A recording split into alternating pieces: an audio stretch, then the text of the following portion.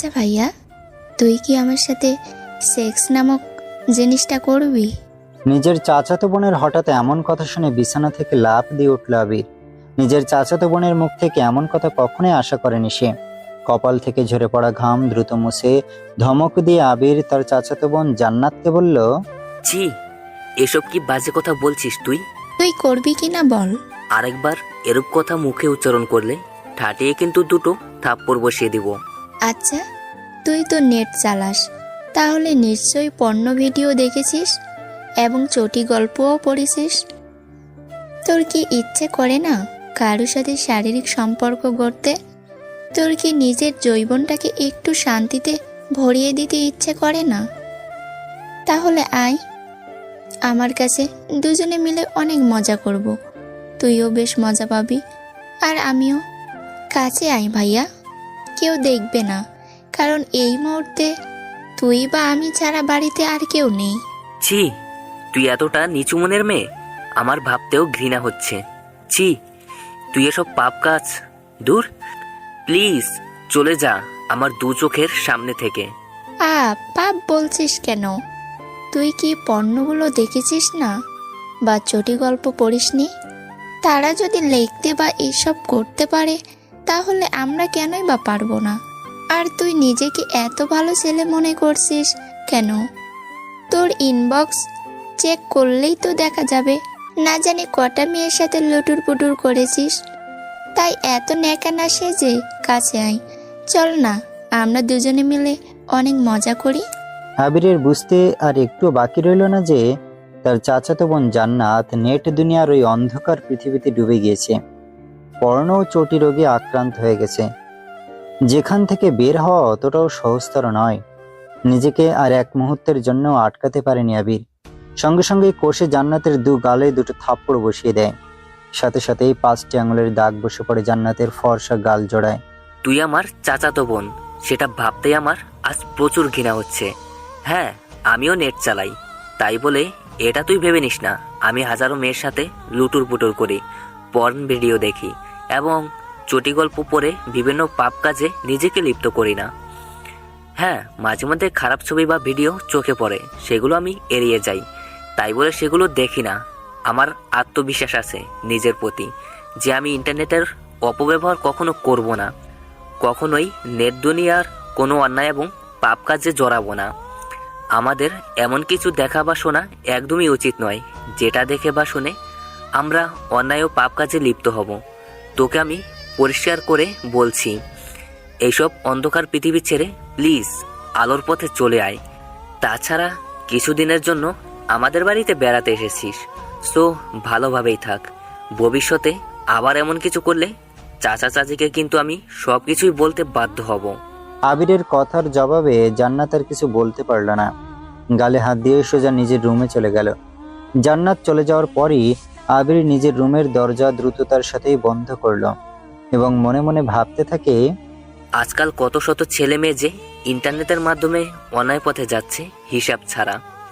যদি বিভিন্ন 18+ ID, group, page অথবা বিভিন্ন 18+ সাইটের বিরুদ্ধে অ্যাকশন নেওয়া হতো বা সেগুলো নষ্ট করে দেওয়া হতো, তাহলে মনে হয় অনেক ছেলে মেয়ে অন্যায় পথে যাওয়ার হাত থেকে বেঁচে যেত। কিন্তু কেউ সেসবের বিরুদ্ধে কোনো প্রকার অ্যাকশন নিচ্ছে না। তাছাড়া আমি অনেক বড় বড় গ্রুপ ও পেজের অ্যাডমিনকে রিকোয়েস্ট করেছিলাম যে তারা যেন বিভিন্ন 18+ আইডি, পেজ, গ্রুপে রিপোর্ট মারতে মারতে নিমিষেই নষ্ট করে দেয়, কিন্তু তারা কেউ আমার এসব কথা কোনো গুরুত্বতার আকারে দেখেনি। জবাবে তারা প্রত্যেকে বলেছিল, আমাদের আর কি কাজকাম নাই যে ওদের বিরুদ্ধে লাগতে যাব। তারপরেও অনেক রিকোয়েস্ট করেছিলাম, কিন্তু লাভ হয়নি।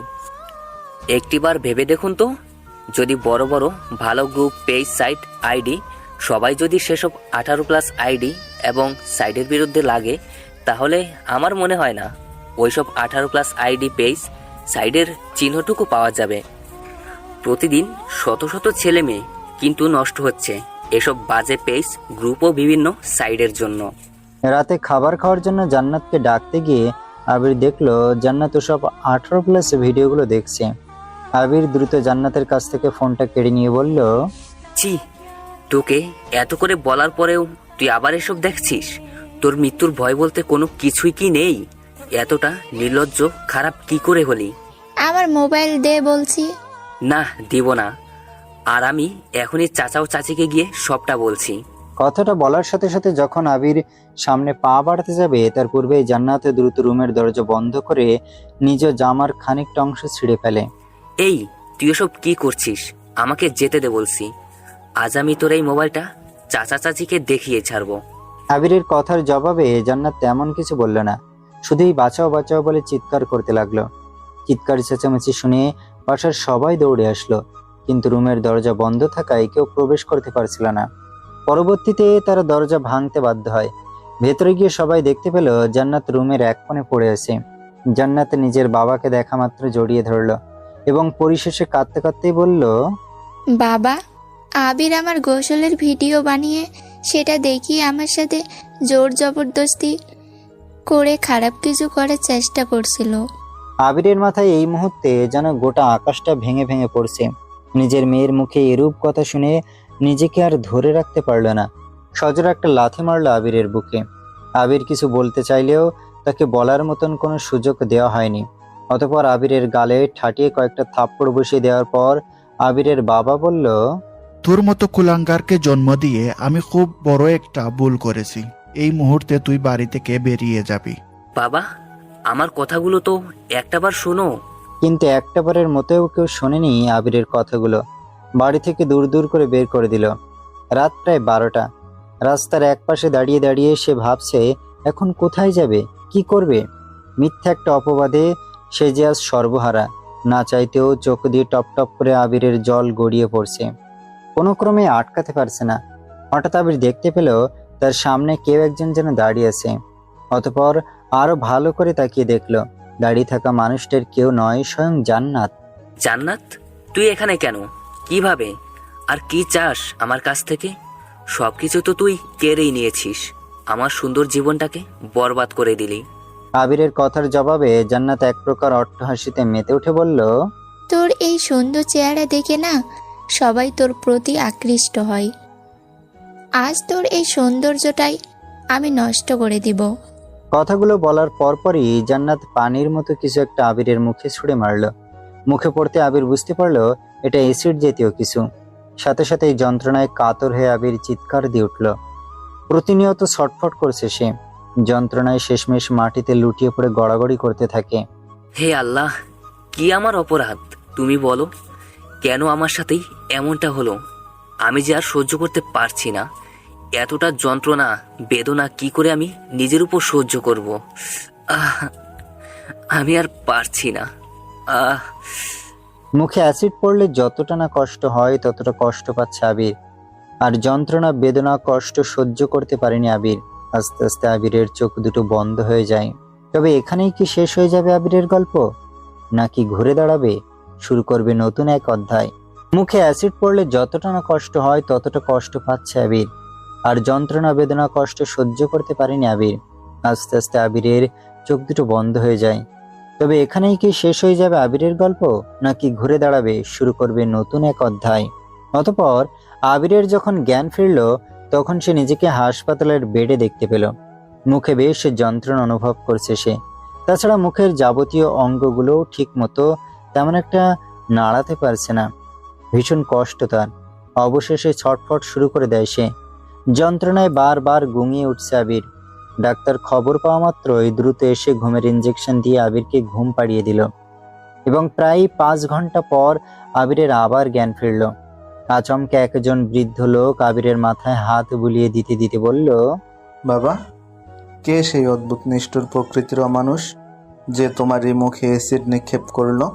বৃদ্ধ লোকটির কথা শুনে আবির আর নিজের চোখের জল সামলে রাখতে পারল না। হাজার যন্ত্রণা বেদনা কষ্ট উপেক্ষা করে চোখের অশ্রু জড়াতে জড়াতে বলল, আঙ্কেল গো, নেট দুনিয়ার কালো সমাজে লিপ্ত হয়ে আমার নিজের আপন চাচাতো বোন আমার সাথে তার অবৈধ শারীরিক সম্পর্ক গড়ার প্রস্তাব দিয়েছিল, কিন্তু তাতে আমি রাজি হইনি। এর জন্য এক প্রকার রাগ নিজের মধ্যে পুষে রেখেছিল এবং সেদিন রাতেই সম্পূর্ণ মিথ্যা একটা অপবাদ দিয়ে আমাকে প্রথমে সে বাড়ি ছাড়া করলো। কিন্তু তারপরও বোধ হয় ওর শান্তি হচ্ছিল না, যার ফলে পরবর্তীতে আমার সামনে এসে আমাকে অ্যাসিড নিক্ষেপ করে চলে যায়। জানেন আঙ্কেল, যাকে আমি সব সময় নিজের আপন বোন ভেবেছিলাম, সেই বোনই আজ আমার এত বড় সর্বনাশ করলো। আমাকে পূর্ণ ভেঙে টুকরো টুকরো করে দিল। সব কষ্ট হয়তো বেশ সহজেই ভুলে থাকা যায়, কিন্তু আপন মানুষগুলোর দেওয়া কষ্ট ভুলে যাওয়া অনেকটা কঠিন। এত মানুষের মৃত্যু হয়, আমার কেন হয় না? আবিরের কথাগুলো এতক্ষণ মনোযোগ সহকারে শুনছিল বৃদ্ধ লোকটি। অতএব তিনিও নিজের চোখের কোণের অশ্রুর বাঁধ আটকাতে পারলেন না। বাবারে, এ দুনিয়ার মানুষ চিনে ওঠা বড় কঠিন। কেউ কারো নয়, বাস্তবতা আরও কঠিন। পিছন থেকে সবসময় তারা আঘাত করে, যারা কাছের অথবা অতি আপনজন হয়ে থাকে। আচ্ছা, আমি এখন কোথায়? এটা কোন জায়গা? আর আপনি কে? বাবা, আগে একটু শান্ত হও, আমি সবটা বলছি। হ্যাঁ, জি, এবার বলুন। আমি আমার গাড়ি করে একটা জরুরি প্রয়োজনে বিশেষ কোনো একটা কাজে যাওয়ার পথে হঠাৎ রাস্তার একপাশে তোমাকে ওই অবস্থায় দেখতে পেয়েছিলাম। তারপর কোনো কিছু না ভেবে আর দেরি করলাম না, দ্রুত তোমাকে ইমার্জেন্সি ঢাকার সবচেয়ে বড় হাসপাতালে নিয়ে আসলাম। এবং যথাসময়ে যদি তোমাকে হাসপাতালে না নিয়ে আসতাম তাহলে তোমার মৃত্যু অবধারিত ছিল। কেনই বা আমাকে আপনি হাসপাতালে নিয়ে আসতে গেলেন? সেখানেই মরতে দিতেন। আমি আর কি নিয়ে বা বাঁচব? সবই তো আমার শেষ, সব কিছুই ধ্বংস হয়ে গেছে, আর কিছু বাকি নেই। আমি আর বাঁচতে চাই না, বাঁচার কোনো উৎসাহ আমি খুঁজে পাচ্ছি না। বাবারে, এখন ধৈর্য ধরা ছাড়া আর কিছুই তোমার নিকট অবশিষ্ট নেই। ধৈর্য ধরো, কারণ ধৈর্যই হলো সবচেয়ে বড় জিনিস। আর একটা কথা কি জানো, আমার 17 বছরের একটা ছেলে ছিল, যে নেট দুনিয়ার নিষিদ্ধ জগতের প্রতি আসক্ত হয়ে নির্দোষ একটা মেয়েকে দর্শন করেছিল। সে অপরাধে এখন সে জেলে। আচ্ছা থাক সেসব কথা, এখন তুমি আরাম করো, কারণ ডাক্তার তোমার সাথে বেশি কথা বলতে নিষেধ করেছে। কথাগুলো বলার পরপরই বৃদ্ধ লোকটি কেবিন থেকে বেরিয়ে গেল। অতঃপর একটা দুইটা নয়, 6টা মাস আবিরকে হাসপাতালে থাকতে হয়েছিল। এখন সে মোটামুটি সুস্থ। এই 6 মাস আবিরকে কতটা না কষ্ট যন্ত্রণা সহ্য করতে হয়েছে সেটা সেই বুঝতে পারবে যার মুখে অ্যাসিড নিক্ষেপ করা হয়েছে। আবিরের প্রতিটা দিন ছিল বেঁচে থেকেও মরার মতো অবস্থা। আর 6 মাস পর বৃদ্ধ লোকটি আবিরকে নিজের সাথে করে নিজের বাড়িতে নিয়ে আসলো।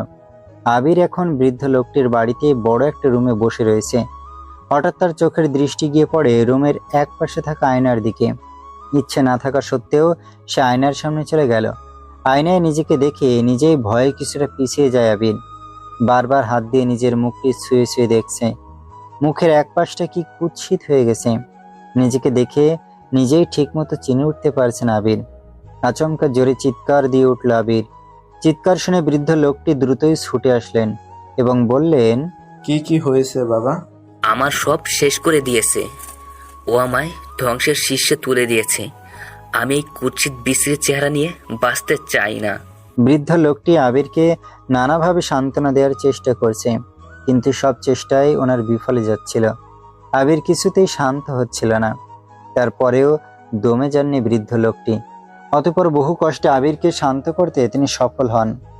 রাতে বৃদ্ধ লোকটির পরিবারের সবার সাথে আবির খাবার খেতে বসেছিল। বৃদ্ধ লোকটির সুন্দরী মেয়েটি সবাইকে খাবার বেড়ে দিলেও একমাত্র আবিরকে খাবার বেড়ে দেয়নি। বৃদ্ধ লোকটি ধমকের সুরে খাবার বেড়ে দিতে বললে জবাবে ওনার মেয়ে নীলা বলল, না সরি বাবা, আমি এই কুৎসিত দেখতে ভয়ঙ্কর লোকটাকে খাবার বেড়ে দিতে পারবো না। ওনার কাছে যেতেই আমার ঘৃণা করে। নিজের মেয়ের মুখে এমন কথা শুনে বৃদ্ধ লোকটি তার মেয়েকে সবার সামনে থাপ্পড় মারতে চাইলে আবির থামিয়ে দিয়ে বলল, না আঙ্কেল, উনি তো ঠিক কথাই বলেছে। আসলেই আমি এখন কুৎসিত দেখতে একটা ছেলে। আমার কাছে আসলে সবার ঘৃণা লাগাটাই স্বাভাবিক। জান্নাতকে দেখে আবির ভয়ে আঁতকে উঠল। জান্নাত আবিরের এরূপ ভয়ার্ত অবস্থা দেখে অট্টহাসি দিয়ে বলল, আ আ আবির, কোথায় পালাবি তুই? তোর মুখের এক পাশটা তো আমি সম্পূর্ণ নষ্টতে রূপ দিয়েছি, এবার অন্য পাশটার বাকি। কথাগুলো বলেই জান্নাত আবিরের দিকে এগোতে থাকে, আর আবির ভয়ে বারবার পিছিয়ে যাচ্ছিল। হঠাৎ আবির থেমে গেল, কারণ তার প্রধান বাধা হচ্ছে দেয়াল। অর্থাৎ আবির দেয়ালের সাথে ঠেকে গিয়েছে আর পিছুতে পারছে না। জানিস আবির, আমার খুব আনন্দ তখন লাগবে যখন এই অ্যাসিডটা তোর মুখের অন্য পাশটাই পড়বে। যখন তুই কষ্টে চিৎকার করবি না, তখন আমার মনের গহীনে জ্বলন্ত আগুন একটু হলেও নিববে। আর তুই তখন হাড়ে হাড়ে টের পাবি আমার কথা না শোনার ফল কতটা ভয়াবহ হতে পারে। কথাগুলো বলতে জান্নাতের একটু দেরি হলেও নিজের হাতে থাকা এসিড ছুঁড়ে মারতে খানিকটাও দেরি হয়নি। কথাগুলো বলতে জান্নাতের একটু দেরি হলেও নিজের হাতে থাকা অ্যাসিড ছুঁড়ে মারতে খানিকটাও দেরি হয়নি। অ্যাসিড মুখে এসে পড়ার সাথে সাথে আবির লাফ দিয়ে বিছানা থেকে উঠে বসলো এবং সে আশেপাশে ভালো করে তাকিয়ে দেখলো, কিন্তু জান্নাতের চিহ্নটুকুও পায়নি।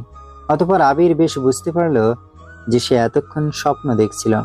পাশে থাকা গ্লাস ভর্তি পানি এক নিমিষেই ডকডক করে খেয়ে ফেলল আবির এবং বুকে হাত দিয়ে জোরে একটা নিঃশ্বাস ছাড়ল। হঠাৎই আবিরের কানে সুমধুর কণ্ঠে আজান ভেসে আসলো। আজান শেষ হওয়ার পর আবির আর দেরি করলো না, দ্রুতই অজু করে নামাজ আদায় করে মোনাজাতে চোখের অশ্রুর বাঁধ ছেড়ে শুধু এক কথাই বলেছিল, আল্লাহ তুমি পথভ্রষ্টদের সঠিক পথ দেখাও এবং সবাইকে হেদায়েত দান করো। সকালবেলা ছাদের একপাশে দাঁড়িয়ে আশপাশটা ভালো করে দেখছিল আবির। পাশে বিদ্যমান সুন্দর ফুল ও ফুলের সুবাস তাকে মুগ্ধ করছিল, আবার তার মধ্যে ফুরফুরে বাতাস যা আবিরের মনকে বারবার অজানা আনন্দে ভরে তুলছে। হঠাৎ আবির বুঝতে পারলো তার পিছন থেকে কেউ একজন গলা ফাটিয়ে চিৎকার করছে। আবির পিছনে ফিরে দেখলো এটা নীলা। আপনি এভাবে চিৎকার কেন করছেন? চিৎকার কি ছাদে করছি? আপনি ছাদে কেন এসেছেন? ছাদে আমি ছাড়া আর কেউ আসার সাহসও করে না। আপনি জানেন না কেন এলেন ছাদে? সরি, আমার জানা ছিল না। আসলে ভালো লাগছিল না, তাই ভাবলাম একটু ছাদে গিয়ে ফুরফুরে বাতাসের মাঝে দাঁড়িয়ে থাকি। আমি আপনার কোনো কথাই শুনতে চাই না।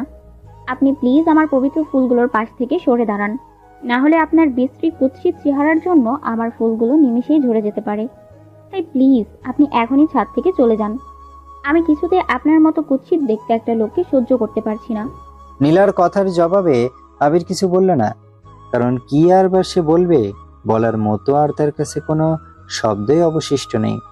অতঃপর আবির চুপচাপ ছাদ থেকে নিচে নেমে রুমে চলে গেল। কিছুক্ষণ পর নীলা এসে কড়া গলায় আবিরকে বলল, আচ্ছা, আপনি কি আমাদের বাড়িতে পায়ের ওপর পা তুলে খেতে এসেছেন? আপনার কি লজ্জাবোধ নেই? এভাবে অপরিচিত একজন লোকের বাড়িতে আরামে আসে থাকছেন এবং বসে বসে ভালো ভালো খাবারগুলো গিলছেন। যদি আপনি আমাদের বাসার কোনো কাজ করতেন তাহলেও নিজের মনকে কিছু অন্তত বুঝ দেওয়া যেত। আমার বাবা নিশ্চয়ই পাগল হয়ে গেছে, না হলে কি করে পারলো আপনার মতো একটা আপদ আমাদের বাড়িতে আনতে? আর হ্যাঁ, আমি শুনেছি আপনার চাচাতো বোন নাকি আপনার মুখে অ্যাসিড নিক্ষেপ করেছেন। আমার তো মনে হচ্ছে আপনি আপনার চাচাতো বোনের সাথে সত্যিই কিছু খারাপ করেছেন বা করার চেষ্টা করেছেন, তাই বোধহয় সে আপনার মুখে অ্যাসিড মেরেছে। নীলার কথা শুনে আবির চোখ বড় বড় করে নীলার দিকে তাকালে নীলা ধমকের সুরে বলল, আপনার সাহস তো কম না? আপনার কুৎসিত বিশ্রী মুখ নিয়ে আমার দিকে এভাবে চোখ বড় বড় করে তাকিয়ে আছেন। থাপ্পড় মেরে গাল ফাটিয়ে দেবো কিন্তু, যত সব। কথাগুলো বলেই নীলা রুম থেকে চলে গেল। আস্তে আস্তে দিন যতই অতিক্রম হচ্ছে তেমনই আবিরের প্রতি নীলার ব্যবহার ধীরে ধীরে খারাপ হচ্ছে। অতঃপর আবির সিদ্ধান্ত নিল সে এ বাড়িতে আর থাকবে না, কারণ মাথার বোঝা হয়ে থাকা অন্তত আবির পছন্দ করে না। পরের দিন সবার সামনে পরিষ্কার করে আবির বলে দেয় এ বাড়ির কোনো বোঝা হয়ে সে আর থাকতে চায় না। আবিরের কথা শুনে গম্ভীর গলায় বৃদ্ধ লোকটি অর্থাৎ নীলার বাবা তখন বলল, কেন? জবাবে আবির মুচকি হেসে নীলার বাবার হাত দুটি ধরে বলেছিল, আপনি আমার জন্য অনেক কিছু করেছেন, যা মুখের ভাষায় বলে প্রকাশ করা কখনোই সম্ভব না। আমি আপনার কাছে কৃতজ্ঞ। সৃষ্টিকর্তার নিকট আপনার পরিবারের জন্য আমি সর্বদাই কল্যাণ কামনা করব। তাহলে আমি এবার আসি, বিদায়। পরিশেষে বহু কষ্টের সম্মুখীন হয়ে আবির সেখান থেকে চলে আসতে সফল হলো। আসার আগে নীলার বাবা আবিরকে বেশ কিছু টাকা দিতে চেয়েছিলেন, যাতে আবির না সূচক উত্তর দিয়ে বলেছিল, টাকার কোনো প্রয়োজন আমার নেই, নিজে খেটে খুঁটে উপরে উঠতে চাই। ঢাকা রেলওয়ে স্টেশনের একটা ওভারব্রিজের উপরে বসেছে আবির, মুখখানি তার কাপড় দিয়ে ঢাকা। মনে মনে এটা ভেবে আবির খুব কষ্ট পাচ্ছে। এতটা সময় চলে গেল কিন্তু নিজের বাবা মা এখনো একটিবারের জন্যও কোনো খোঁজ খবর নিল না। এখন আবিরের সম্মুখে সবচেয়ে বড় ও কঠিন প্রশ্ন হয়ে দাঁড়ালো, সে এখন কি করবে, কোথায় থাকবে বা যাবে, কি খাবে? বেঁচে থাকার এই জীবন যুদ্ধে জয়ী হওয়া যে অনেক কঠিন। হঠাৎ করে আবিরের চোখের দৃষ্টি গিয়ে পড়লো নিচে থাকা কিছু লোকজনের উপর। তাকিয়ে তাকিয়ে আবির দেখছে লোকগুলো মাথার ঘাম পায়ে ফেলে ভারী বস্তুগুলো নিজের পিঠে কিভাবেই না টানছে। অতএব আবিরও শেষ পর্যন্ত ওই দিনমজুর লোকগুলোর সাথে যুক্ত হয়ে যায়। 20টি বস্তা টানার জন্য সবাইকে 1000 করে টাকা দেওয়ার কথা ছিল, কিন্তু শেষমেশ সবাইকে 500 টাকা জোর করেই ধরিয়ে দিয়ে বিতাড়িত করে দেওয়া হলো। হায় রে মানুষ, সবকিছু ভুলে যেতে পারলেও গরিবদের হক মেরে খাওয়ার কথা একদমই ভুলবে না এক প্রকার মানুষ। 500 টাকা হাতে নিয়ে ভাবতে থাকে আবির, এই টাকাটা দিয়ে কি করবে। হঠাৎই তার মাথায় একটা বুদ্ধি চলে আসলো। অতএব সে আর কোনরূপ দেরি করলো না, বুদ্ধি অনুযায়ী এই কাজ আরম্ভ করলো। সর্বপ্রথমে সে একটা কম দামি সেকেন্ড বাটন ফোন খুঁজতে শুরু করলো। অবশেষে পেয়েও গেল। 470 টাকা দিয়ে বাটন ফোনটা সে ক্রয় করলো, যেটা দিয়ে নেট সহজে চালানো যায়। নিজের সাথে আগে থেকেই একটা সিম থাকাতে পরবর্তীতে আর কোনোই সমস্যাই হয়নি আবিরের। বাটন ফোনের সাহায্যে ইন্টারনেটের বিভিন্ন ন্যায়বাচক সাইট দিয়ে টাকা ইনকাম করতে শুরু করে আবির। পরিশেষে রাস্তা থেকে ঠাঁই হয়ে বস্তিতে। এখন সে স্মার্টফোন দিয়ে টাকা ইনকাম করে বিভিন্ন ন্যায়বাচক এবং ভালো সাইটগুলো থেকে।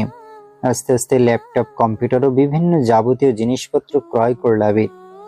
যদিও বা এখন আবির আর বস্তি নামক স্থানে থাকে না, তার রাত দিন অক্লান্তিক পরিশ্রমের ফলে সে এখন শক্তিশালী একজন হ্যাকারে পরিণত হয়েছে। নিজের পরিশ্রমের টাকায় বড় ফ্ল্যাট কিনে থাকছে। এখন আবিরকে ওরফে শেরু ভাই নামে ইন্টারনেট দুনিয়ার প্রত্যেকেই চেনে। আর চিনবেই না কেন, একের পর এক 18+ আইডি, বড় বড় Facebook page, group, messenger group এবং বিভিন্ন পর্ন ভিডিওর সাইটগুলো ধীরে ধীরে ধ্বংসের শীর্ষস্থানে তুলছে আবির। আবিরের এমন কাজগুলো খুব দ্রুতই তার ফ্যান ও ফলোয়ার বৃদ্ধি করলো। আস্তে আস্তে বড় বড় গুণমান্য মানুষদের সামনেও চলে আসতে শুরু করলো এবং অবশেষে হয়ে ওঠে নেট দুনিয়ার কিং আবির ওরফে শেরু ভাই। তাছাড়াও আবির মাঝে মধ্যে মুখোশ করে লাইভে এসে 18+ ID, page, group, messenger group ও বিভিন্ন পর্ন ভিডিওর সাইটগুলোর বিরুদ্ধে তীব্র নিন্দা জানিয়ে প্রত্যেককে এসব কালো জগৎ থেকে দূরে সরে আসার আহ্বান জানিয়ে পায়ের উপর পা তুলে ভয়ঙ্কর এক হাসি দিয়ে বলে, খুব দ্রুত নেট দুনিয়ার অন্ধকার জগৎটাকে ধ্বংস করে আলোয় পরিণত করব। খুব দ্রুত নেট দুনিয়ার অন্ধকার জগৎটাকে ধ্বংস করে আলোয় পরিণত করব। রাত প্রায় 10টা। নিজের মুখ ঢেকে কিছু খাবার কেনার জন্য বাইরে বের হলো আবির। তাছাড়া এমনিতেও দিনের বেলা নিজের ফ্ল্যাট থেকে কখনো বের হয় না সে, কারণ দিনের আলোকে আবির সহ্য করতে পারে না।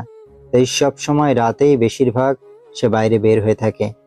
রাতের বেলাতেই তার যেসব জিনিসের দরকার পড়ে সেগুলো কিনে নিয়ে আসে। আজও তেমন কোনো ব্যতিক্রম হলো না।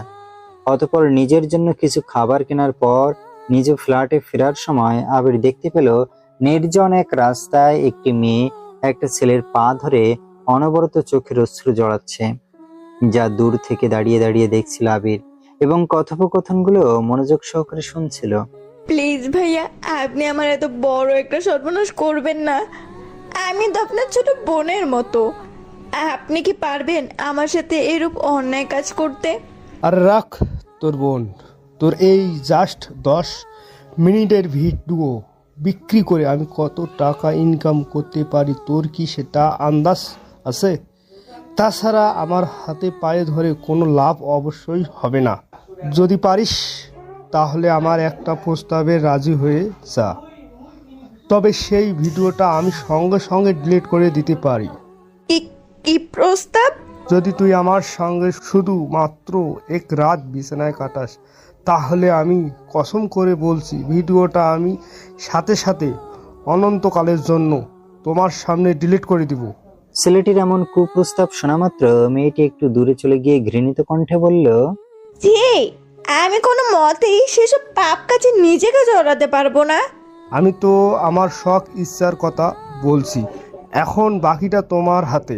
কাল সকালের মধ্যেই রাজি হয়ে গেলে তো ভালোই, না হলে আরও ভিডিওটা আমি 18+ সাইটে বিক্রি করে দিব এবং 18+ সাইটে তোর ভিডিওটা যখন অনেক মানুষজন দেখবে না, তখন তুই দেখবি কচি কচি ছেলে থেকে বুড়ো পর্যন্ত তোর সঙ্গে ইটিস পিটিস করার জন্য চলে আসবে।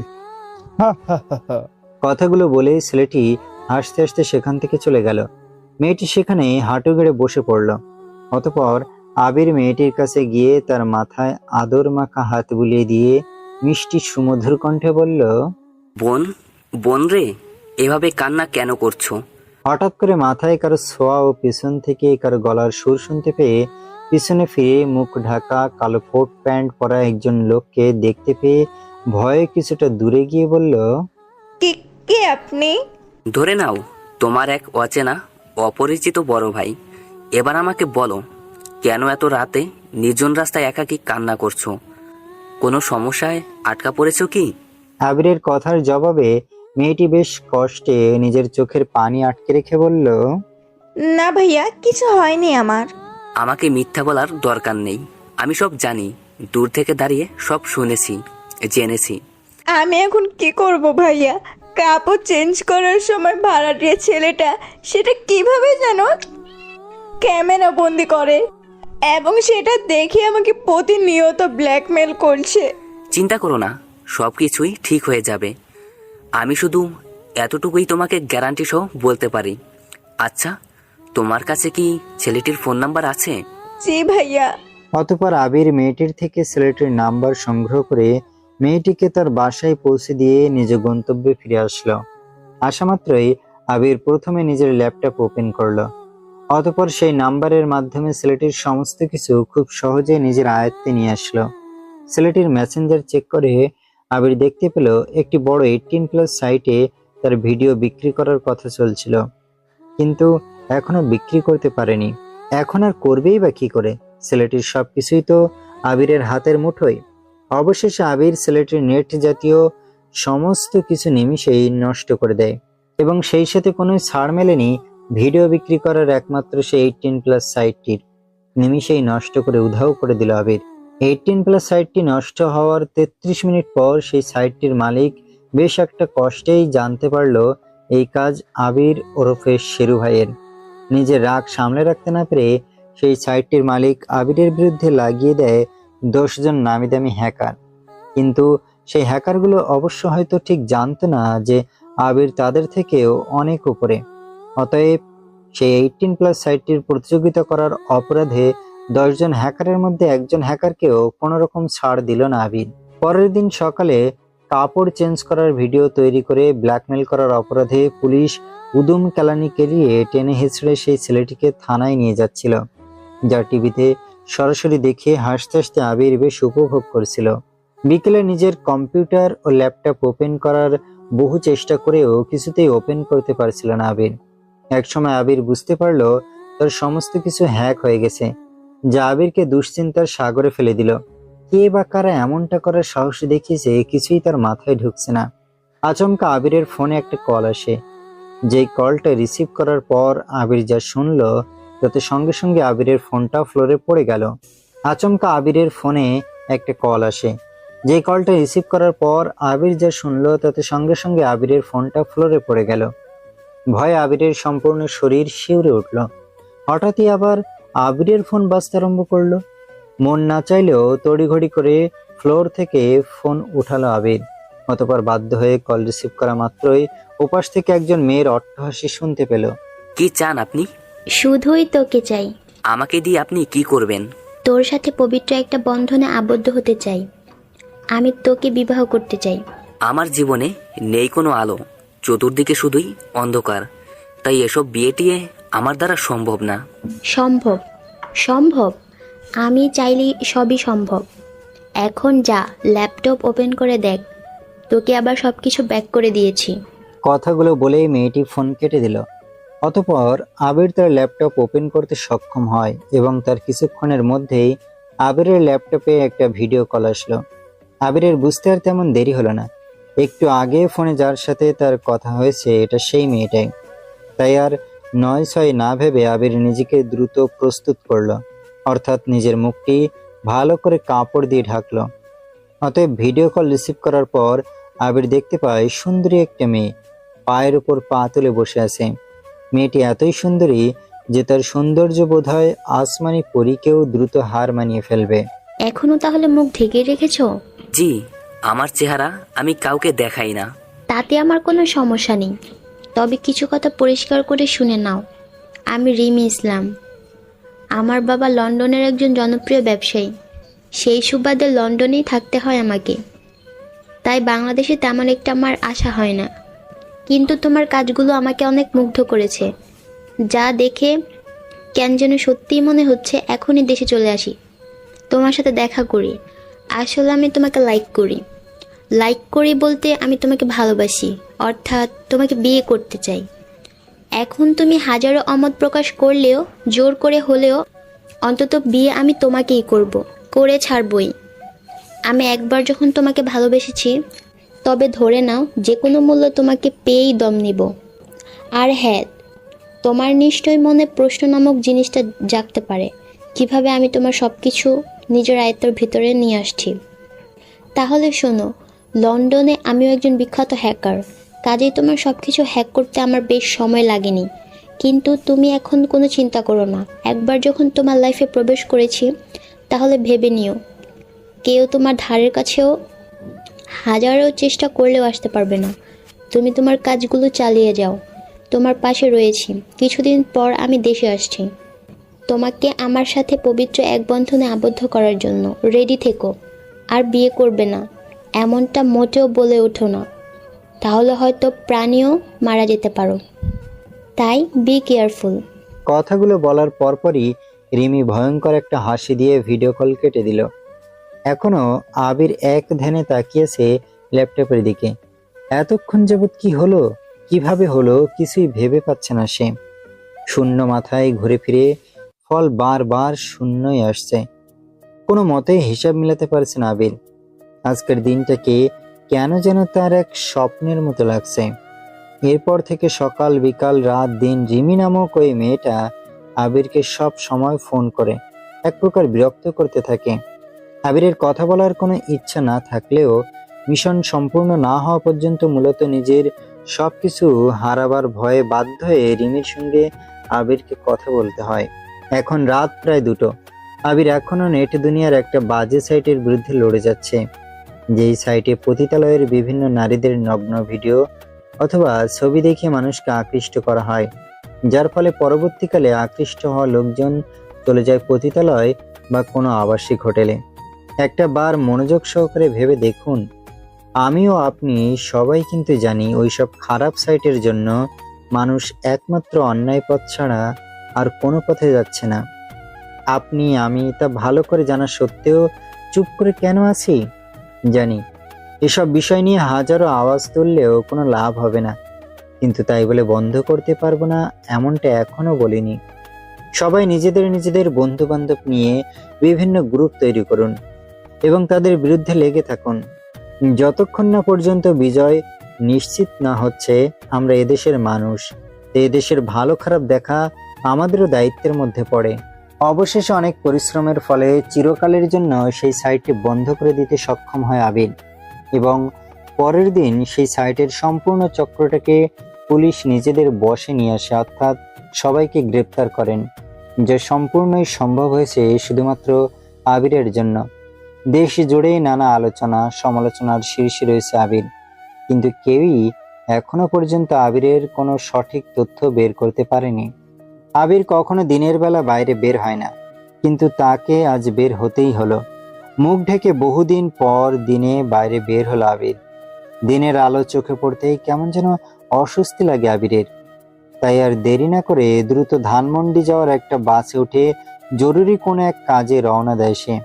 অতএব আবির ধানমন্ডি পৌঁছায়। বাস থেকে নামা মাত্রই মুখোমুখি হয় নিজের চাচাতো বোন সেই জান্নাত নামক মেয়েটার। অতএব আবির ধানমন্ডি পৌঁছায়। বাস থেকে নামা মাত্রই মুখোমুখি হয় নিজের চাচাতো বোন সেই জান্নাত নামক মেয়েটার। দুজনে দুজনের দিকে কেমন একটা দৃষ্টিতে যেন তাকিয়ে রয়েছে। আবির কখনো ভাবতে পারেনি আবার সেই বোন নামক অভিশাপটার সাথে দেখা হবে। প্রচুর রাগের উদ্ভব হচ্ছে আবিরের মাথা নামক স্থানে। ইচ্ছে করছে কষে কয়েকটা থাপ্পড় জান্নাতের গালে বসিয়ে দিতে, কিন্তু সে কিছু করতে বা বলতেও পারছে না। জান্নাতকে দেখেই তার ঘৃণা নামক জিনিসটা বারবার জেগে উঠছে। জান্নাত এক ধ্যানে এখন আবিরের দিকে তাকিয়ে আছে। কেন জানি বারবার আবিরকে তার চেনা চেনা লাগছে। মুখ ঢাকা থাকলেও পারফিউমের মিষ্টি সুগন্ধটা বেশ চেনা পরিচিত লাগছে জান্নাতের। আমতা আমতা করে কিছু বলতে যাবে তার আগে আবির জান্নাতের পাশ কেটে চলে যায়। অতএব আবির ধানমন্ডি যে কাজে এসেছিল সেটা সমাপ্ত করার পর নিজের বাসায় চলে আসে এবং শুরু করে দেয় আবার তার নিত্যদিনের কাজগুলো। কাজ করতে করতে হঠাৎ আবিরের কানে আজান ভেসে আসলো। আবির আর দেরি করলো না, সঙ্গে সঙ্গে তার সব কাজ ফেলে রেখে অজু করে নামাজে দাঁড়িয়ে গেল। আমরা অনেকেই আছি যারা ইন্টারনেটের প্রতি এত বেশি আসক্ত, আজান কানে শুনলেও না শোনার ভান করে সবসময় ডুবে থাকি নেট দুনিয়ায়। এসব ভুলগুলো সবাই দ্রুত সংশোধন করুন, নতুবা নিশ্চয়ই এর জন্য একদিন আপনাকে কঠিন থেকেও কঠিন শাস্তি পেতে হবে। নামাজ পড়া শেষ করে আবির আবারও নিজের কাজে ব্যস্ত হয়ে পড়ল। লড়াই করে যাচ্ছে বিভিন্ন বাজে সাইটগুলোর বিরুদ্ধে। আবির কখনো নিজের ইনবক্সের মেসেজগুলো ঠিকমতো চেক করে না, কিন্তু আজ কেন জানি তার খুব করে চেক করতে ইচ্ছে করলো। অতএব আবির আর কিছু না ভেবে নিজের ইনবক্স ওপেন করতেই সর্বপ্রথম যে মেসেজটি তার চোখে পড়লো সেটা হলো, প্রিয় আবির ভাইয়া ওরফে শেরু ভাই, প্রথমে আমার সালাম নেবেন। তাহলে মূল কথায় আসা যাক। আমার নাম রাজীব। সেই ক্লাস 7 থেকে বন্ধুদের পাল্লায় পড়ে বিভিন্ন পর্ন ভিডিও দেখতে এবং চটিগল্প পড়তে থাকি। একটা সময় চটিগল্প পড়া ও পর্ন ভিডিও না দেখা ছাড়া আমার ঠিকমতো দিনই পার হতো না। জানেন, নিজেকে অনেক বুঝেছি এসব দেখা ও পড়া পাপ, কিন্তু তারপরও আমি কেন জানি সেগুলো নেশা থেকে বের হতে পারছিলাম না। কিন্তু আপনি সেসব বাজে সাইটগুলো ধীরে ধীরে নষ্ট করে দেওয়ায় পর ঠিক মতো পর্ন ভিডিও বা চটিগল্প কিছুতেই পড়তে পারছিলাম না। শুরুতে আপনার প্রতি খুব রাগ হয়েছিল, কিন্তু পরবর্তীতে আপনার জন্য মনে গভীর শ্রদ্ধায় ভরে যায়। কারণ শুধুমাত্র আপনার জন্য ঠিকমতো চটিগল্প পর্ন আমি দেখতে পেতাম না বলেই আজ আমি এসব পাপের আসক্ত থেকে বের হতে পেরেছি। এখন আমি 5 ওয়াক্ত নামাজ আদায় করি, যা আগে ওসব বাজে নেশার জন্য আদায় করতে পারতাম না। বিশ্বাস করুন, এখন আমি খুব সুখী। এখন আমার বারবার কেন জানি মনে হয় আমি পৃথিবীর সবচেয়ে বেশি খুশি ব্যক্তি। আপনার একটা পোস্ট পড়েছিলাম, যে পোস্টে লেখা ছিল আমাদের ওই সব বন্ধুদের সাথে চলা উচিত না, যেসব বন্ধুদের কাছ থেকে অন্যায় বা পাপ কাজ ছাড়া আর কিছু শেখা যায় না। হ্যাঁ, এটা আপনি একদম ঠিকই বলেছেন। জানেন ভাই, আপনার জন্যই যখন আমরা চটিগল্প পড়া পর্ন ভিডিও দেখতে পারছিলাম না, তখন রোজ আমার বন্ধুরা এসে আমাকে পাড়ার মোড়ে নিয়ে যেত মেয়েদের অঙ্গ প্রত্যঙ্গগুলো কুনজরে দেখে নিজের জ্বালা মেটানোর জন্য। বেশ কিছুদিন বন্ধুদের সাথে আমি রোজই পাড়ার মোড়ে যেতাম, কিন্তু একসময় কেন জানি আমি বদলে যেতে আরম্ভ করলাম। প্রতিদিন আপনার পেজে এসে আপনাকে ফলো করতে লাগলাম। আপনার শিক্ষণীয় পোস্ট, আপনার সুন্দর সুন্দর ন্যায়বাচক কথা আমার মনটাকে ভেতর থেকে নাড়া দিয়ে উঠায় এবং আমাকে খুব করে ভাবায় আমি সত্যি কি পাপ কাজ করেছি। হ্যাঁ, আমি নেট দুনিয়ার অন্ধকার পৃথিবীতে মগ্ন হয়ে সত্যি আমি পাপ কাজ করে যাচ্ছিলাম। অতঃপর আমি যখন নিজের ভুল বুঝতে পারলাম, তখন সর্বপ্রথম ওই বাজে বন্ধুদের সাথে চলাফেরা ত্যাগ করলাম এবং সেই সব বন্ধুদের সাথে চলাচল শুরু করি যাদের থেকে সবসময় ভালো কিছু শিখতে পারবো। এখন আমি সত্যি খুব সুখে আছি। আপনাকে হাজার ধন্যবাদ দিলেও কেন জানি না আমার কাছে কম মনে হবে, তাই ধন্যবাদ দিয়ে ছোট করব না। পরিশেষে একটা কথাই বলবো, আপনি এগিয়ে যান আর ওইসব বাজে সাইটগুলো বন্ধ করে যান, কারণ ওসব বাজে সাইটের জন্যই আমাদের দেশ ধ্বংসের দিকে এগিয়ে যাচ্ছে। ভালো থাকবেন, আল্লাহ হাফেজ। একজন 18 থেকে 19 বছরের একটি ছেলের এমন মেসেজ দেখে আবির মুস্কি একটা হাসি দিয়ে রিপ্লাই দিল, একজন অন্যায় পথে যাওয়া ব্যক্তিও খুব ভালো করে জানে সে যে পথে যাচ্ছে সে পথে তার ধ্বংস নিশ্চিত, কিন্তু তা জানা সত্ত্বেও তারা সেই পথেই চলতে থাকে।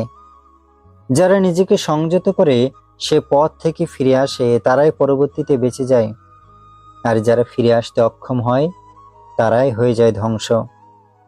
মেসেজে রিপ্লাই দেওয়ার পরে আবির আবার তার নিজের কাজে ব্যস্ত হয়ে পড়ে। পরের দিন সকালবেলা কলিং বেলের শব্দে আবিরের ঘুমটা ভেঙে যায়, কিন্তু তাকে খুব করে ভাবাচ্ছে কে কলিং বেল বাজাতে পারে। বাসায় তো কারো আসার কথা না। অতএব তড়িঘড়ি করে আবির নিজের মুখটা কোনো মতে ঢেকে দরজা খুলে যাকে দেখলো তাতে সঙ্গে সঙ্গে আবির ভয়ে কিছুটা পিছিয়ে যায়। অতএব তড়িঘড়ি করে আবির নিজের মুখটা কোনো মতে ঢেকে দরজা খুলে যাকে দেখলো তাতে সঙ্গে সঙ্গে আবির ভয়ে কিছুটা পিছিয়ে যায়। আবির সামনে থেকে দেখলো স্বয়ং রিমি নামের সেই মেয়েটা দাঁড়িয়েছে। ভয়ে তার বুকখানা কেন জানি বারবার কেঁপে উঠছে। অতএব আবির ভয়ার্ত গলায় বলল, আপনি এখানে? আবিরের কথার উত্তরে রিমি কিছু বলল না, সোজা আবিরকে নিজের বুকের সাথে শরীরের সমস্ত শক্তি দিয়ে আঁকড়ে ধরল। আচমকা রিমির এমন আচরণে আবির চমকে উঠল। এই মুহূর্তে সে কি করবে কিছুই ভেবে পাচ্ছিল না। বহু চেষ্টার পরেও আবির কিছুতেই রিমির কাছ থেকে নিজেকে ছাড়াতে পারছিল না। আবির আবার বলে উঠল, এটা আপনি কি করছেন? ছি, ছাড়ুন আমায়।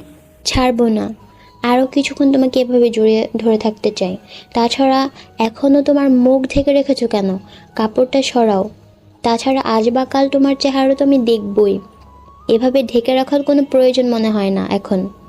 আগামীকালই তো বিয়ে করছি আমরা। রিমির কথাগুলো শোনার পর আবির নিজেকে অতি কষ্টে রিমির কাছ থেকে ছাড়িয়ে নিয়ে বলল, আমি আপনাকে বিয়ে করতে পারবো না। আবিরের হালকা গাল টেনে রিমি বলল, আমি সিরিয়াস বলছি, কিন্তু ও আচ্ছা, বুঝতে পারছি। তুমি হয়তো ভাবছো বিয়ের পর আমি কোথায় থাকবো, বা তোমাকে আমি সাথে করে লন্ডনে নিয়ে যাব কিনা। কিন্তু এমনটা হবে না। তুমি চাইলে আমরা দেশেই থাকবো, সমস্যা নেই। আরে কতবার আপনাকে বলবো আমি আপনাকে বিয়ে করতে পারবো না? এসব আমার দ্বারা সম্ভব না। বারবার বলার পরও কেন একই কথা ঘুরে ফিরে বলছেন? আবিরের এমন কথা শুনে রিমি ভুরুকুসকে চোখ বড় বড় করে আবিরের দিকে কিছুক্ষণ তাকিয়ে থাকার পর কষে কয়েকটা থাপ্পড় বসিয়ে দিল। থাপ্পড় খেয়ে আবির কিছুটা দূরে চলে যায় এবং তার মুখ থেকে কাপড়টা প্রায় পড়ে যেতে চেয়েছিল, কিন্তু আবির দ্রুতই আবার ঠিক করে নেয়। শুধুমাত্র তোর জন্য বাবার কথার অবাধ্য হয়ে আমি দেশে এসেছি, তোকে বিয়ে করে পরম সুখ শান্তিতে সংসার করার জন্য। কিন্তু তুই আমার একটু একটু করে সাজিয়ে রাখা স্বপ্নের জাল ছিঁড়ে দিলি, আমাকে আঘাত করলি। আচ্ছা, আমার মধ্যে এমন কী নেই যার জন্য তুই আমার সাথে বিবাহ নামক পবিত্র এক বন্ধনে আবদ্ধ হতে চাচ্ছিস না? রিমির কথার জবাবে মাথা নিচু করে আবির বলল, এটা কিছুতেই সম্ভব না। আমার সাথে আপনি কখনোই সুখী হবেন না। আমি আপনার জীবন নষ্ট করতে চাই না। প্লিজ আমাকে ক্ষমা করুন। আমার পক্ষে আপনাকে বিয়ে করা সম্ভব না। আবিরের কথাগুলো শুনে রিমি রেগে গিয়ে শার্টের কলার চেপে ধরে চিৎকার করে বলল, কেন কেন কেন আমায় বিয়ে করবি না? কি নেই আমার? তুই যদি আমাকে বিয়ে করতে না চাস, তাহলে দরকার পড়লে আমি জোর করে হলেও তোকে বিয়ে করব। রিমির কথা শুনে আবির মনে মনে ভাবতে থাকলো, না, এ হয় না। রিমি আমাকে বিয়ে করলে কখনোই সুখী হতে পারবে না। সারা জীবন শুধু কষ্ট নামক জিনিসটা ওকে ছিঁড়ে ছিঁড়ে খাবে। তাই আমাকে এই কাজটা করতেই হবে। অতঃপর আবির রিমির সাথে খুব বাজে ব্যবহার করতে শুরু করলো, তুই তুকারি করতে লাগলো। অতএব আবির রিমিকে নিজ ফ্ল্যাট থেকে তাড়িয়ে দিতে সক্ষম হলো। কেন যেন বারবার রিমির চোখের অশ্রু দেখে আবিরের বেশ কষ্ট হয়েছিল, কিন্তু সে নিরুপায়। তার কাছে এছাড়া আর করার কিছুই ছিল না। রাতে আবির কয়েকটা বাজে গ্রুপ নষ্ট করতে ব্যস্ত ছিল। আচমকা তার ফোন বেজে উঠল। প্রথমে রিমি ভেবে ফোন না ওঠালেও পরবর্তীতে আবির ফোন চেক করে দেখলো আননোন নাম্বার। তাই সে ফোন রিসিভ করতে বাধ্য হয়। ফোন রিসিভ করে আবির বুঝতে পারলো শহরের একজন সুনামধন্য এমপি ফোন করেছে। ওপাশ থেকে এমপি রাকিব হাসান আবিরকে বেশ অনুরোধ সহকারে বলল, প্রথমে আমার সালাম নিও বাবা। কাল একটা বিশাল অনুষ্ঠানের আয়োজন করা হবে, যে অনুষ্ঠানে প্রধান অতিথি হিসেবে শুধুই তোমাকে নির্বাচন করা হয়েছে। আমি আশা করছি তুমি আসবে। হাজারো মানুষের মনের ইচ্ছে তোমাকে একটু দেখার। তোমাকে আমি অনুরোধ করেই বলছি, প্লিজ কালকে যথাসময়ে অনুষ্ঠানে চলে এসো। আমি তোমার বাবার বয়সী, তাই আশা করছি তুমি আমার কথা ফেলবে না। আমার বিশ্বাস কালকে তুমি নিশ্চয়ই আসবে। এমপি রাকিব হাসানের কথার উত্তরে আবির কিছু বলল না, চুপটি করে ফোন কেটে দিল। কারণ সে চায় না সবার সামনে প্রকাশিত হোক। কিন্তু আজ তার মন বারবার বলছে, আর কতদিন আড়ালে থাকবি? একদিন না একদিন তো আসতেই হবে সবার সামনে। আজ তার কাজেও ঠিকমতো মন বসছে না। অবশেষে সারা রাত ভেবে আবির এই সিদ্ধান্তে পৌঁছাতে পেরেছে, সে অনুষ্ঠানে যাবে, সে আর আড়ালে থাকবে না। তাই আর দেরি না করে আবির অনুষ্ঠানে যাওয়ার জন্য তৈরি হয়ে নিল। আজও তার মুখখানি মুখোশ দিয়ে ঢাকা। অনুষ্ঠানে উপস্থিত হাজারো মানুষের কানে আবিরের আসার খবরটা যেতে তেমন একটা সময় লাগেনি। সবাই উতলা হয়ে বসে আছে কখন নেট দুনিয়ার কিং আবির ওরফে শেরু ভাই অনুষ্ঠানে আসবে। অতএব আবিরের গাড়ি যখন অনুষ্ঠানের গেট দিয়ে ভেতরে ঢুকছিল, তখন অনুষ্ঠানে উপস্থিত শত শত মানুষের চোখের দৃষ্টি ছিল গাড়িটির দিকে। সবাই গভীর আগ্রহে বসে রয়েছে। কখন আবির ওরফে শেরু ভাই গাড়ি থেকে নামবে। পরিশেষে আবির যখন গাড়ি থেকে নামে তখন তাকে সুরক্ষিতভাবে স্টেজে নিয়ে যাওয়া হলো এবং তখন প্রতিটা মানুষের দৃষ্টি ছিল একমাত্র আবিরের দিকে। স্টেজে ওঠার সাথে সাথে অনেক ছেলেমেয়ে ছুটে আসলো আবিরের দিকে শুধুমাত্র সেলফি তোলার জন্য। একটা সময় আবির নিজের মুখোশটা নিজেই খুলে ফেলল। মুহূর্তেই ভয়ে আঁতকে উঠল সবাই। এতক্ষণ যাবৎ যেসব ছেলেমেয়েরা আবিরের সঙ্গে ঘেঁষে ঘেঁষে সেলফি তুলছিল তারাও এখন আবিরের কুৎসিত ভয়ঙ্কর চেহারা দেখে ভয়ে বেশ খানিকটা পিছিয়ে যায়। ছোট ছোট বাচ্চা ছেলেমেয়েও ভয়ে তাদের মা অথবা বাবার পিছনে গিয়ে লুকিয়ে পড়ছে। কেউই হয়তো ভাবতেও পারেনি আবিরের মুখটি এরূপ কুৎসিত, ভয়ঙ্কর ও বিশ্রী দেখতে হবে। এমনকি এমপি রাকিব হাসানও আবিরের কাছ থেকে ভয়ে কিছুটা দূরে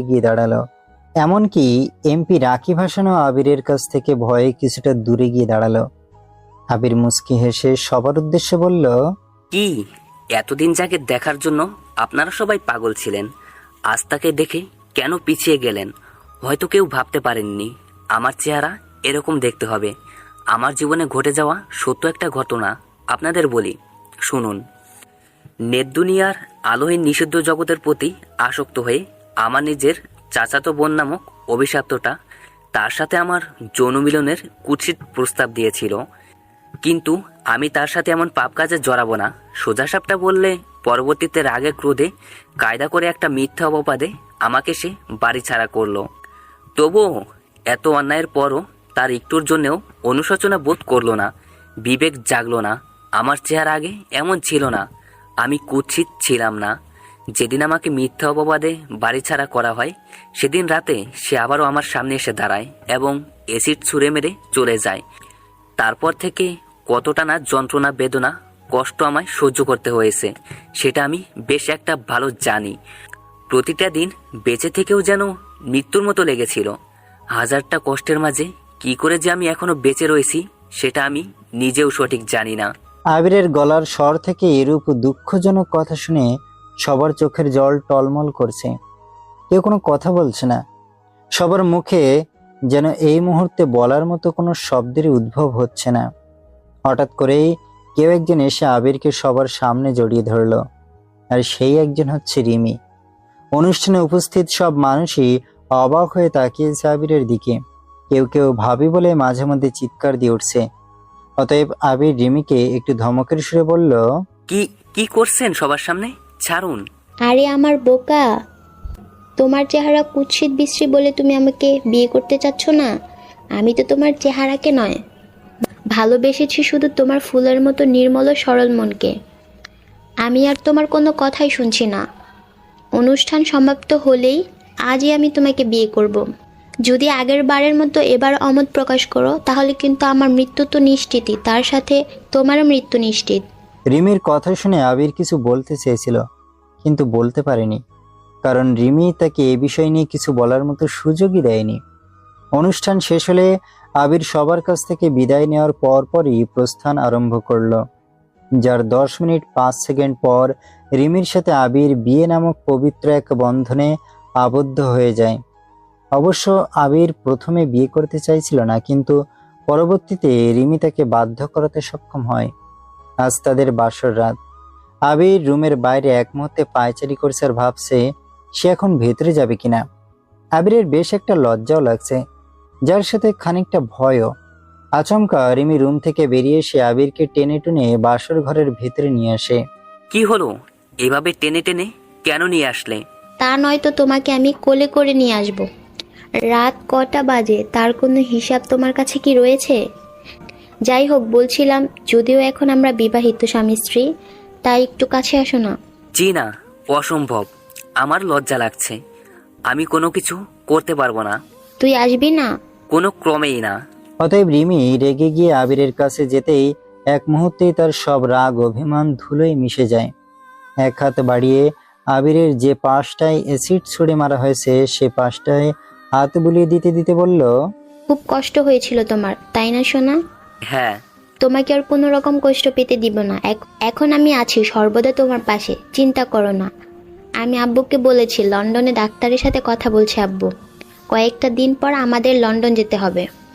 সেখানে ভালো ডাক্তার দেখালে তুমি নিশ্চয়ই সম্পূর্ণ ঠিক হয়ে যাবে। রিমির কথাগুলো শুনে আবির কিছু বলতে গিয়েও আটকে যায়, কারণ আবির খুব ভালো করেই জানে এখন যদি সে না সূচক উত্তর দেয় কোনো লাভই হবে না। রিমি একবার যা পদক্ষেপ নেয় সেটা পূরণ না করা পর্যন্ত থামে না। তাছাড়া আবিরও রিমির কোনোই কথার অমতে যেতে চায় না। সেও বেশ একটা রিমিকে ভালোবেসে ফেলেছে। কেন যেন এই মুহূর্তে আবির ধীরে ধীরে পিছনের দিকে এগোচ্ছে, কিন্তু কেন? কারণ হচ্ছে রিমি আবিরের খুব একটা কাছে আসার চেষ্টা করছে। সে যতই পিছিয়ে যাচ্ছে রিমি ততই তার দিকে এগিয়ে আসছে। একসময় আবির পিছিয়ে পিছিয়ে যেতে যেতে শেষমেশ বিছানার উপরেই পড়ে গেল এবং রিমিও আবিরের অতি নিকটে চলে যায়, ডুবে যায় কোন এক পবিত্র ভালোবাসার অতল গভীর সাগরে। প্রায় এক সপ্তাহের মতো দিন অতিক্রম হলো। আজই আবিরকে লন্ডনে নিয়ে যাওয়ার জন্য প্রস্তুতি নিচ্ছে রিমি। তবে আবির কিছুতেই লন্ডনে যেতে চাচ্ছে না। এ কথা আবার সাহস করে রিমিকে বলতে পারছে না। পরিশেষে আবিরকে লন্ডনে নিয়ে আসার পর রিমি প্রথমে নিজের পরিবারের সাথে পরিচয় করিয়ে দিল এবং তার কিছুদিন পরই আবিরকে অপারেশনের জন্য হাসপাতালে নিয়ে আসা হয়। এই মুহূর্তে আবিরকে অপারেশনের জন্য থিয়েটারের দিকে নিয়ে যাওয়া হচ্ছে। রিমি আবিরের একটা হাত শক্ত করে ধরে অপারেশন থিয়েটারের সামনে পর্যন্ত এগিয়ে গেল এবং ছলছল চোখে বলেছিল, বিশ্বাস রাখো সেই খোদার উপরে যে তোমাকে আমাকে সবাইকে সৃষ্টি করেছেন। অতঃপর প্রায় 2 ঘন্টা পর ডাক্তার থিয়েটার থেকে বেরিয়ে এসে হালকা একটু মাথা নিচু করে বলল, সরি। শব্দটা কানে যেতে রিমির বুকে কম্পনের আবির্ভাব হতে আরম্ভ করলো। রিমির পা থরথর করে কাঁপছে। অজানা সব ভয় তাকে গ্রাস করার চেষ্টা করছে।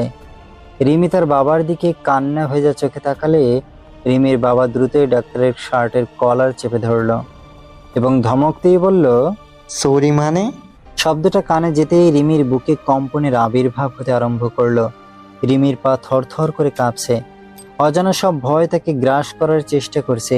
রিমি তার বাবার দিকে কান্না ভেজা চোখে তাকালে রিমির বাবা দ্রুতই ডাক্তারের শার্টের কলার চেপে ধরল এবং ধমক দিয়ে বলল, সরি মানে? ও মাই গড, আগে আমার পুরো কথাটা তো একবার শুনুন। আমি কিছুই শুনতে চাই না, শুধু আমাকে এটা বলুন, আবির ঠিক আছে তো? হ্যাঁ, সে ঠিক আছে। তাহলে সরি কেন বললেন? কারণ আমরা অনেক চেষ্টা করেছি, কিন্তু তার চেহারাটা সম্পূর্ণ আগের মতো করতে পারিনি, তাই তো সরি বললাম। তাছাড়া যদি আরও পূর্বে ওকে আমাদের কাছে নিয়ে আসা হতো তাহলে অনেকটাই সম্পূর্ণ ঠিক হওয়ার চান্স ছিল।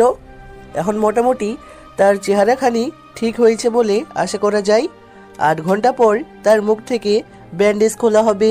প্লিজ ধৈর্য সহকারে ততক্ষণ পর্যন্ত অপেক্ষা করুন। অতঃপর ডাক্তারটি চলে যাওয়ার পরপরই সাথে সাথে রিমি তার বাবাকে জড়িয়ে ধরে কাঁদতে লাগলো। এতে রিমির বাবা বেশ খানিক চমকে ওঠেন। অতএব রিমির মাথায় হাত বুলিয়ে দিতে দিতে তিনি বলেন, কি রে মা, ডাক্তারের কথা কি শুনেছিস? আবির তো ঠিক আছে, তারপরও কেন কাঁদছিস? জানো বাবা, ডাক্তারের সরি শব্দটা শুনে আমি প্রচুর ভয় পেয়ে গেছিলাম। তখন আমার নিঃশ্বাস যেন নিতে বেশ কষ্ট হয়েছিল, দম বন্ধ হয়ে আসছিল। হাজারো কষ্টের মধ্যে একটা কথাই মনে পড়ছিল, আমি কি সত্যি আবিরকে চিরতরে হারিয়ে ফেলবো?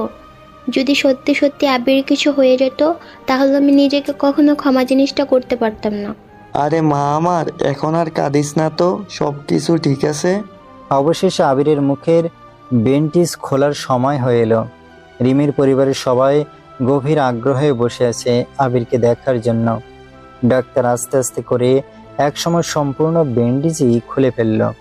সবাই এখন আবিরের দিকে তাকিয়ে রয়েছে।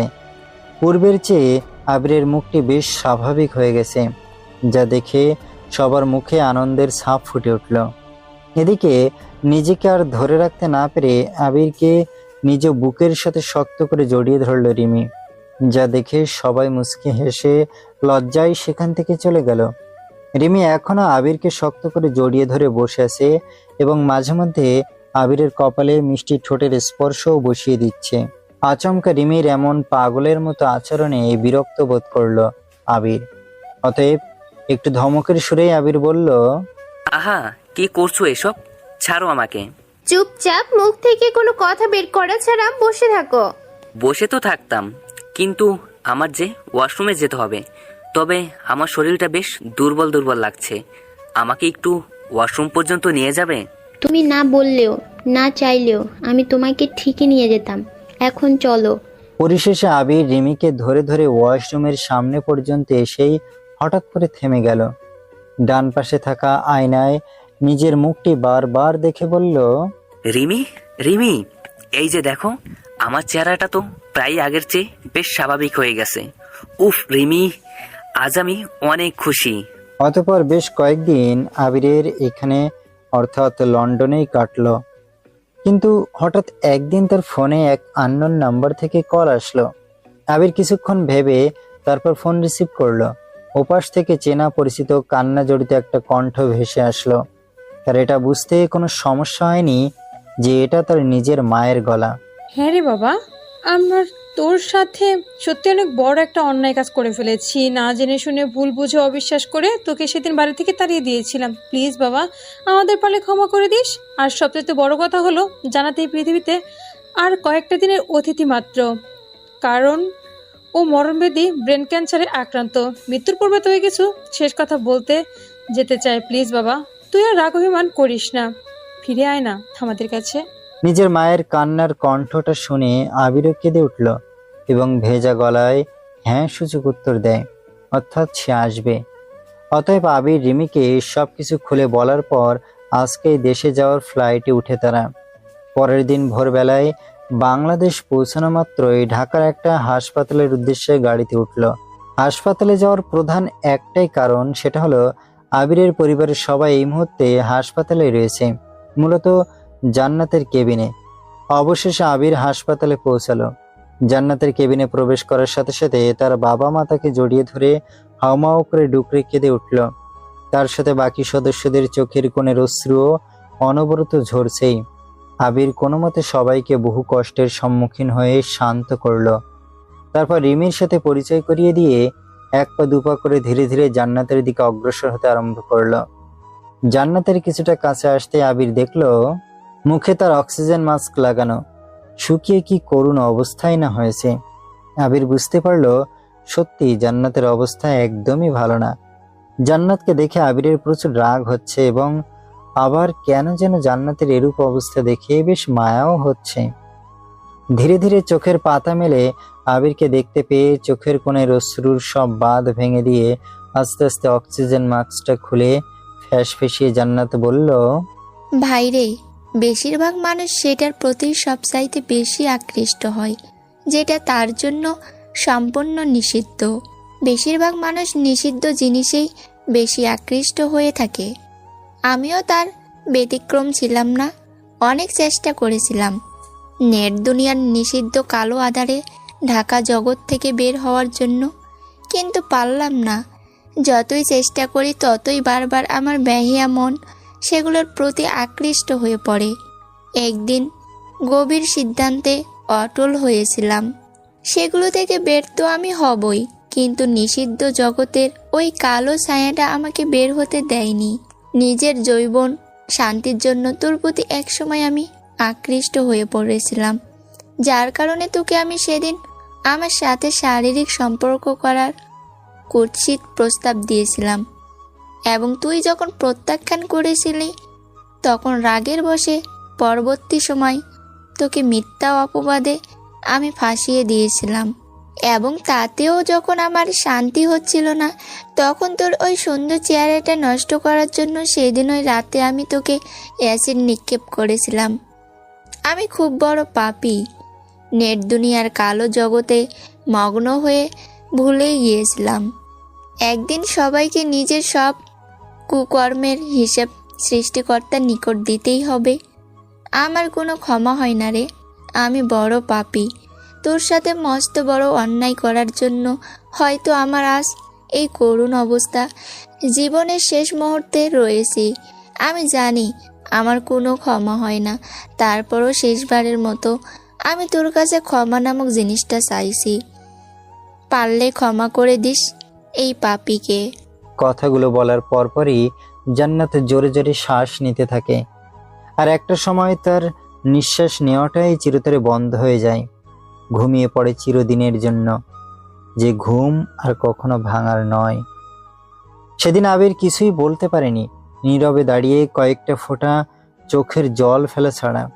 সত্যি কি আবির জান্নাতকে ক্ষমা করতে পারবে নাকি পারবে না, সেটা সে নিজেই ঠিক ভালো করে জানে না। সময়ের তীব্র গতিতে আজ প্রায় 6টা বছর পার হয়ে গেল। এখন আবিরের 5 বছরের একটা সুন্দরী ফুটফুটে কিউট মেয়েও রয়েছে। সকাল সকাল ঘুম থেকে উঠে আবির ওয়াশরুমের দিকে ফ্রেশ হওয়ার জন্য যাওয়ার চেষ্টা করছে, পারছে না কিছুতেই। তার কারণ একটাই, নেট দুনিয়ার নিষিদ্ধ কালো জগতে আসক্ত কিছু বাজে ব্যক্তিরা পরিকল্পনা করে আবিরকে একা পেয়ে তার পা দুটো চিরদিনের জন্য ড্যামেজ করে দেয়। অর্থাৎ আবির আর কোনোদিন নিজের পায়ে দাঁড়াতে পারবে না।